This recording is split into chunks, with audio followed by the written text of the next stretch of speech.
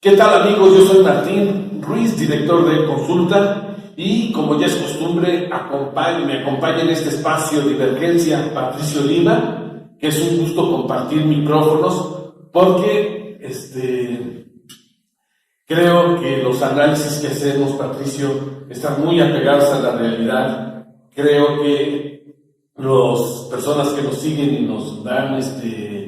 y nos ven comparten muchas de nuestras opiniones, aunque también hay opiniones en contra. Y hoy, Patricio, queremos tratar un tema que empezó a sonar desde la semana pasada y conforme han pasado los días está ganando espacios en el asunto mediático y que tiene que ver con la famosa estafa maestra, que hoy se conoce de que un alto funcionario muy cercano a la secretaria de Desarrollo Social en la administración de Enrique Peña Nieto, y me refiero a Rosario Robles, ya se volvió un testigo colaborador que sin lugar a dudas va a poner en aprieto. Dicen que a algunos exgobernadores del PRI y a otros funcionarios federales. Así es, Martín, gracias nuevamente por la invitación y gracias al público que nos sigue, y desde luego con el único propósito, hablo por mí, de traer elementos,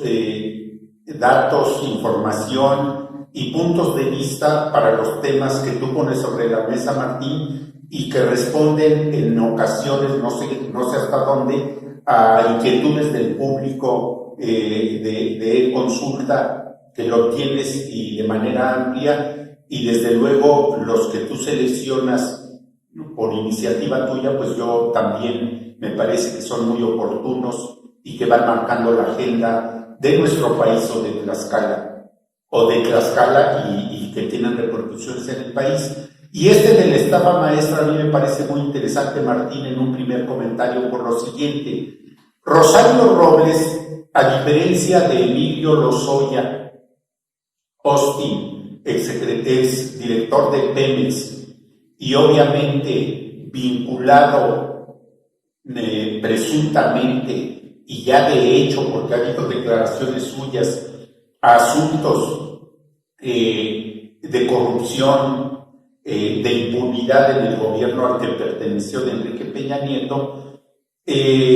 pues esta figura de testigo colaborador es el que ha abierto, aunque muchos dicen que fue relampagueante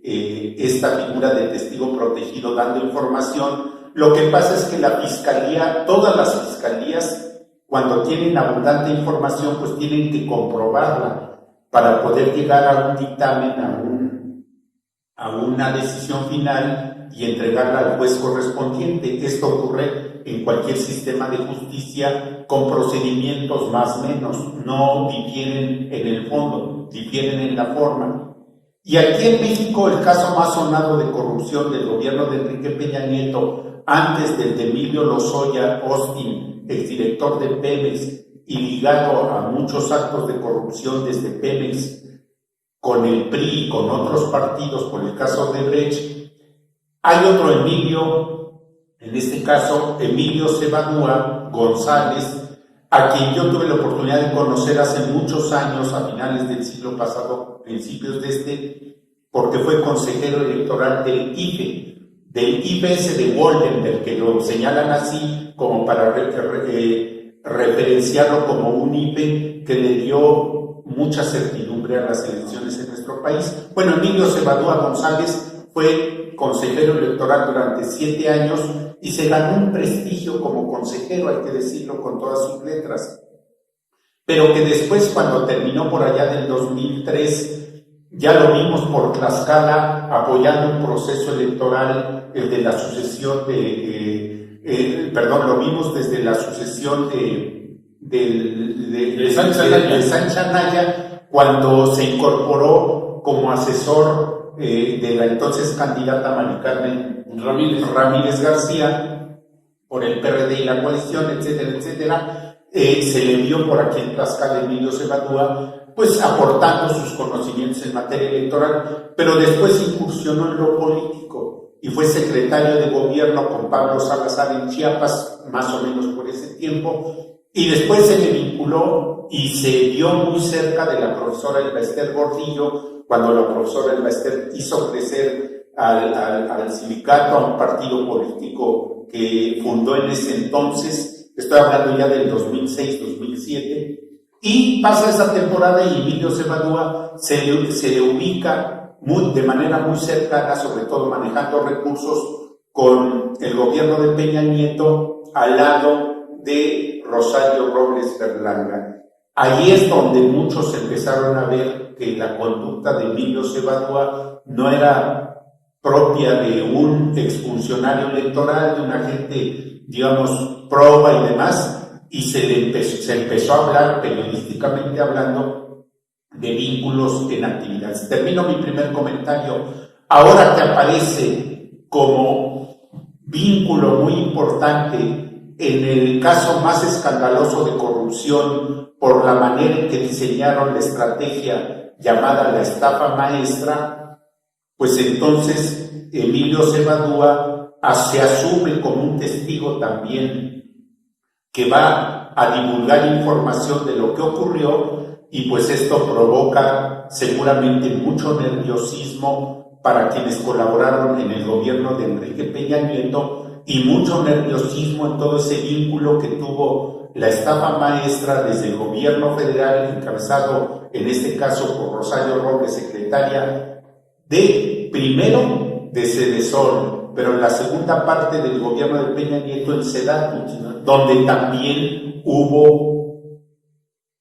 estafas de, si no llamadas maestras, sí de desvíos de recursos importantes, y siempre operando de manera conjunta Rosario Robles con gobiernos estatales y desde las secretarías que encabezó con un oficial mayor que era Emilio Cebadúa. Entonces, Emilio Cebadúa tiene toda una trayectoria de 20-25 años en materia electoral, en materia política, en materia administrativa, pero finalmente donde se le señala acciones que son posiblemente delictivas es cuando trabajó al lado de Rosario Robles en las dos secretarías que ya mencioné. Y, oh sorpresa, mientras Rosario Robles ha reiterado y repetido que ella no va a asumirse como testigo, que difunde información y que pone de cabeza a muchos funcionarios, en este caso el funcionario superior a ella, el único era el presidente de la República, Emilio Cebadúa sí tenía muchos jefes y jefas que seguramente,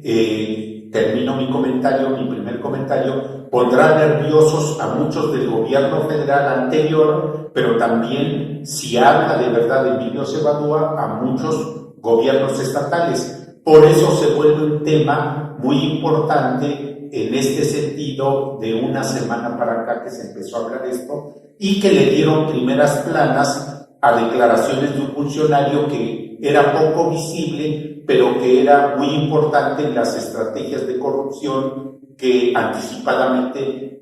nos dicen hubo de manera muy grave en las secretarías que encabezó Rosario Robles. Y hay que decirlo, Patricio, y no sé si coincidas, hay un hilo conductor en esta trama de malversación de recursos y de corrupción, y que te conduce hacia el PRI. Así es. Es decir, los recursos públicos que se utilizaban y se desviaban para apuntalar las campañas electorales del PRI, con lo cual era un partido pues que al tener los recursos, al tener la estructura, al tener ciertos gobiernos, pues prácticamente se convertía en invencible. Estamos hablando que tanto en los recursos que se hablan de Odebrecht y de los recursos de la estafa maestra fueron a parar a las campañas del PRI. En el caso del exdirector de Pemex, yo leí en la mañana que no hay una precisión muy concreta, porque Reforma da por un hecho de que va a existir una orden de aprehensión contra Luis Videgaray por su responsabilidad en el manejo de los recursos que en teoría se recibieron de esa empresa brasileña para las campañas del PRI, y otros medios como el Universal decían que ya la Fiscalía General de la República a través de Gertz Madero ya habían solicitado la orden de aprehensión, pero que el juez no la había liberado. Entonces, la verdad es que yo sí creo que existe la intención de llamar a cuentas a Luis Videgaray, que fue, hay que decirlo, el secretario de Hacienda con Enrique Peña Nieto, uno de los funcionarios, si no el más cercano, yo diría el brother de Enrique Peña Nieto, y terminó la administración como secretario de Relaciones Exteriores. Esa es una parte. La otra parte de la estafa maestra, donde se hablan de miles de millones de pesos que se desviaron a las campañas del PRI, se involucra ya a algunos exgobernadores que se dice que participaron y movieron sus influencias para que esos recursos se lavaran en algunas instituciones públicas, educativas de nivel superior. Ya está empezando a cobrar más vigencia la posibilidad de que empiecen a caer funcionarios, porque uno de los operadores de la llamada estafa maestra, que es este personaje del que tú te referías, de Emilio Sabadúa, está colaborando y obviamente está aportando los datos y el tejimaneje de cómo se movían esos recursos, de que tampoco era gran ciencia, Patricio. Inventaban proyectos, destinaban los recursos a algunas universidades para realizar esos proyectos. Las universidades, a veces, que en teoría iban a realizar esos proyectos, subcontrataban a empresas fantasma, hay que decirlo, cuyos domicilios no existían, cuya empresa tampoco tenía una presencia fiscal y decirlo presencial en donde decía que funcionaban, y así se desviaban miles de millones de pesos que se dice eran utilizados para apuntalar las campañas del PRI. ¿En qué va a terminar la historia? Me parece que el presidente no va a perder la oportunidad, López Obrador, de llevar hasta las últimas consecuencias esos excesos y castigarlos, Patricio, porque cuando estamos hablando de esas cantidades, Patricio, hablamos de miles de millones de pesos que estos abusivos malversaron, desviaron, malgastaron, y que era dinero que se debió utilizar para otras cosas, menos para apuntalar al PRI. Pues lo más lamentable de todo ello, Martín, es de que entre más tiempo transcurre de la administración de la alternancia por el lado de López Obrador y la 4T, más está avanzando su gobierno, va a cumplir 2 años en 3 semanas más, y sigue apareciendo corrupción por muchas partes. El caso más reciente, sin hacer a un lado el que estamos analizando ahorita, Martín, lo pongo entre paréntesis, es el de los fideicomisos y los 1,000 millones de pesos que un alto funcionario dijo que se canalizó a través de la Secretaría de Hacienda a Josefina Vázquez Mota, que ha sido, ahorita es senadora, ha sido un personaje importante en el PAN, porque ocupó cargos relevantes en los gobiernos de Fox y de Calderón, porque fue aspirante y fue candidata a la presidencia de la República. Después también fue candidata al gobierno del PAN, candidata del PAN al gobierno en el Estado de México, utilizada para restarle votos a la candidata de Morena. En fin, hay toda una relación político-económica partidaria donde no solamente el PRI ha sido beneficiado o presuntamente beneficiado, como lo mencionas, Martín, atinadamente, con esta estafa maestra y el desvío de recursos para campañas políticas. Por ahí también ya se ha mencionado que los acuerdos que tuvo el PRI derivado de las reformas estructurales con el PAN en la Cámara de Diputados, y donde hubo petición de gubernaturas del 2015 y 2016 del PAN al gobierno federal para apoyar las reformas estructurales, también hubo dinero público a candidaturas obviamente negociadas de antemano con el PAN, pero no es el tema de este programa. Yo quiero regresar al otro, pero salpicó todo este dinero, digamos, mal utilizado al PAN, sobre todo en el caso de Josefina Vázquez Mota, en un programa de apoyo a migrantes de México en los Estados Unidos, que nunca se ha comprobado, pero que se dice que ese dinero, y está confirmado en documentos, yo los pude conocer en los programas de Julio Hernández López, el astillero, muy periodista, muy profesional y muy, yo diría, de lo más relevante que tiene ahorita el periodismo mexicano, por la manera en que argumenta, pero también cómo comprueba sus dichos como periodista.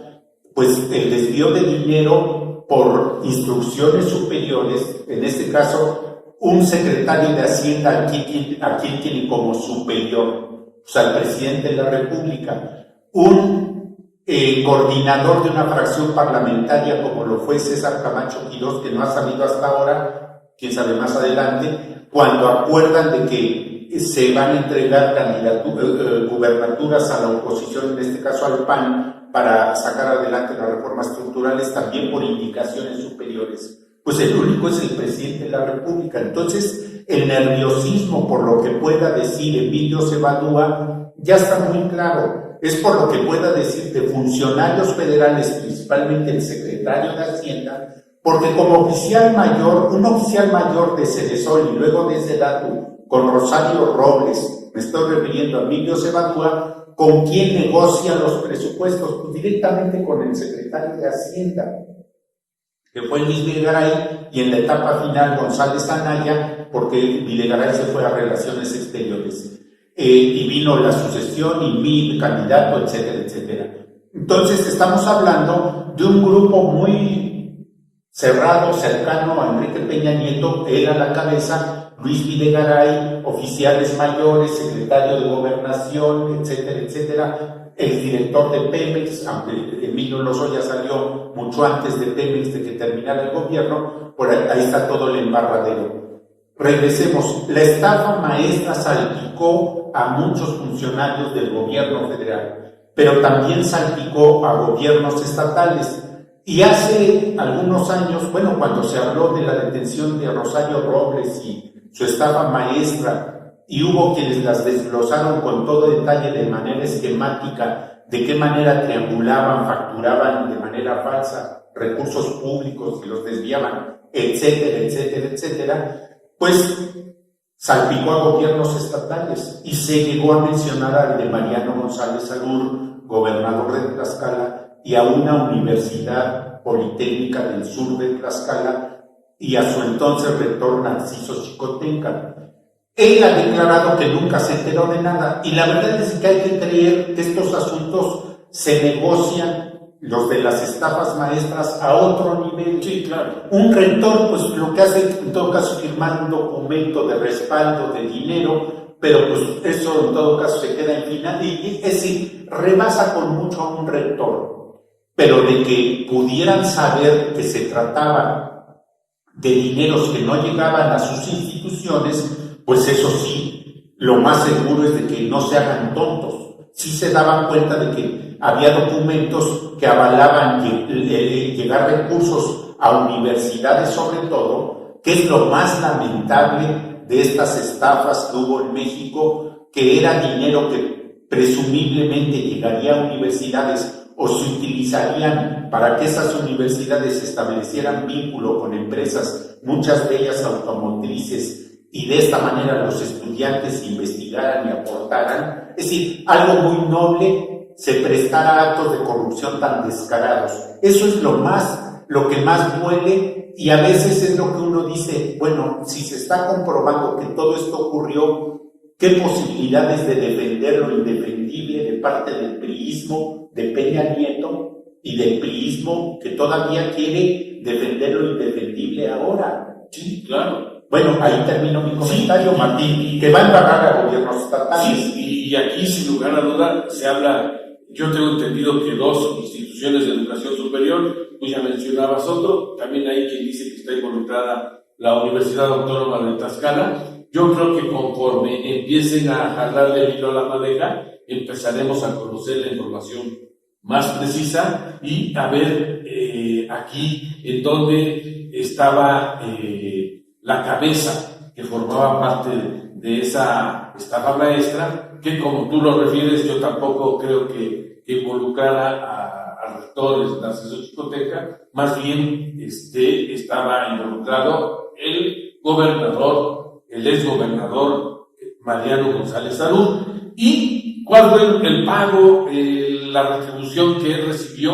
No lo sé, hay que aclararlo, al fin y al cabo, y eso no lo digo yo, ni lo dices tú, ni lo inventamos. Todos sabemos que en los comicios locales del 2016,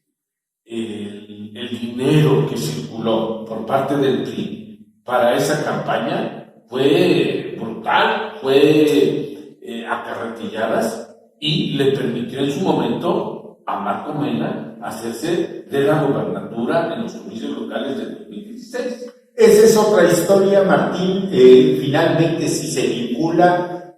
con este proceso electoral, yo más bien sabía de que Tlaxcala había quedado en la negociación del 2013-2014 por las reformas estructurales como una gubernatura que le correspondía al PRI, y que obviamente otras del norte le correspondieron al PAN, una en Michoacán le correspondió al PRD, y que ahora son los gobernadores, curiosamente, los que están confrontando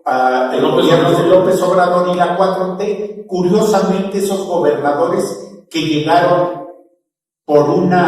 dicho por el director de Pemex, no Patricio Lima ni Martín Ruiz, dicho por Emilio Lozoya Austin, negociadas desde el Congreso, la Cámara de Diputados Federal, con los dirigentes del PAN de ese entonces y con el propio presidente de la República. Si eran negociadas, dice uno, bueno, pues,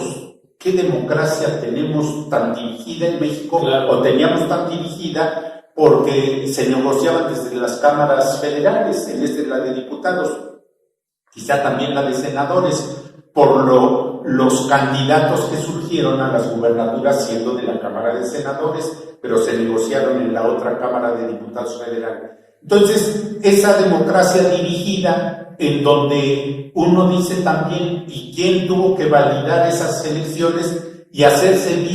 de la vista gorda cuando rebasaban topes de gastos de campaña? Pues el INE. Por eso, Martín, no exagero ni ofendo, porque lo conozco bien. Y sé que no es el más capaz profesionalmente hablando, tampoco digo que sea el más inservible o tonto, pero Lorenzo Córdoba Vianello tiene mucho que explicar de lo que ocurrió del 2014 que él llegó a la presidencia del INE, y lo que ocurrió con la formación de los OCRES estatales y la dirección que desde ahí le dan a los órganos locales, etcétera, etcétera, etcétera. Y la negociación de gubernaturas para que se hicieran de la vista gorda en el rebase de topes de gastos de campaña con algunos candidatos, etcétera, etcétera. Entonces, muy lamentable que esté ocurriendo todo esto que nos estamos enterando por estafas maestras como la que ocurrió y a la que se prestó Rosario Robles, que a pesar de que diga que es inocente, le presentan cada vez más pruebas. Y si ahora el colaborador más cercano en esta idea del manejo de recursos, su oficial mayor Emilio Cebalúa González, ya está hablando y diciendo todo esto, pues caramba, ¿en qué país vivíamos en el régimen de Enrique Peña Nieto, donde eran desvíos de recursos públicos para campañas de uno y otro partido, donde eran estafas maestras por un lado y para otro, eran recursos públicos para su campaña en la que llegó a la presidencia, era una democracia dirigida donde las autoridades electorales, principalmente el INE, se prestaba a posibles direcciones de los resultados electorales? ¿Por qué hay que decirlo con todas sus letras, Martín? ¿Para qué? Pues para que esto no vuelva a ocurrir. A eso voy, Patricio. Bueno, pues yo termino y te dejo la palabra. Porque me parece que es muy grave este asunto, porque se está documentando y se está comprobando cómo los recursos públicos iban a pagar a las campañas del PRI. Totalmente cierto. Y cómo la autoridad electoral se hacía tonta. Sí, pues no lo veía y nunca lo quiso sancionar ni investigar.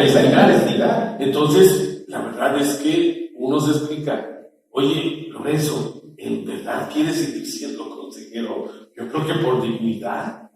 debería de presentar su renuncia y decir, perdónenme, pueblo de México, fui un cabrón, les di la cara y ahorita que se viven otros tiempos, lo prudente sería que llegaran personas que nos garanticen una verdadera democracia donde el pueblo elija realmente a las autoridades que quiere y que merece, y no esta democracia dirigida de que en las cúpulas del poder se reparten el pastel y te dicen, bueno, ¿qué gobernatura quieres? Esta, bueno, ten esta, yo me quedo con esta, y se vuelve un desmadre. Y el árbitro está a modo para tratar de allanar el camino, no decir que lleva votos, porque sería una tontería de mi parte, una estupidez incluso decirlo. Claro. Pero sí son autoridades que, pues, tal gubernatura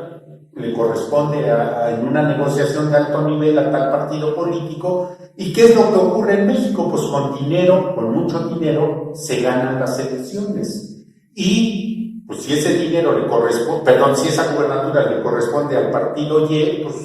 yo dejo que gane, no lo veo. Exacto. O dejo inclusive que llegue dinero público de las arcas de la Secretaría de Hacienda y hagan ganar a ese candidato que está previamente negociada para tal partido político. Eso yo le llamo democracia dirigida. Y lo otro, Martín, y yo termino con ello, es una anécdota personal. Ciro Murayama vino a principios de este año, antes de que iniciara la pandemia, a presentar un libro derivado de las elecciones del 2018 que no leí, lo tuve en mis manos, me lo obsequió una persona que no menciono su nombre por el aprecio personal que le tengo, me lo obsequiaron, no lo leí porque sabía que no me convence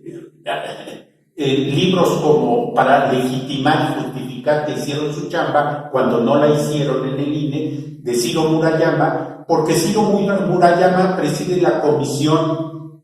que revisa topes de gastos de campaña en todos los estados del país donde hay elecciones de gobernador. Entonces, desde el INE también se puede manejar que se dé cierta ligereza, flexibilidad al manejo de dinero en campañas políticas. Y Ciro Murayama es el que junto con Lorenzo Córdoba han hecho una dupla para que las elecciones en este país tengan resultados, si no previamente acordados,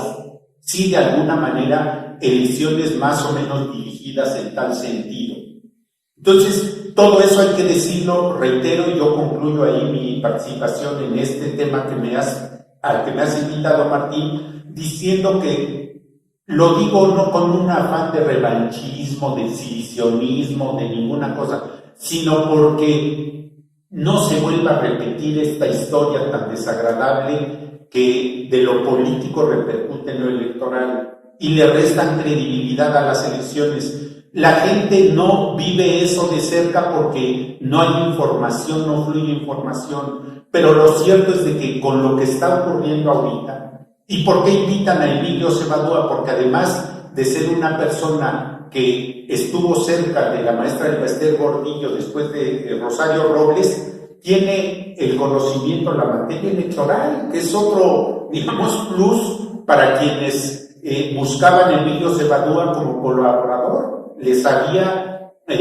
a detalle el asunto de la materia electoral. Entonces, Martín, es con el único propósito, participo y desde luego cuantas veces me invites para hablar de estos temas, con el único propósito de que esos tiempos ya no regresen en el México que queremos, en la Tlaxcala que deseamos, los tlaxcaltecas que en verdad tenemos una mejor Tlaxcala y un mejor México. Yo comparto ese punto de vista y ese señalamiento que tú estás haciendo, y también yo era de los periodistas que me mostraba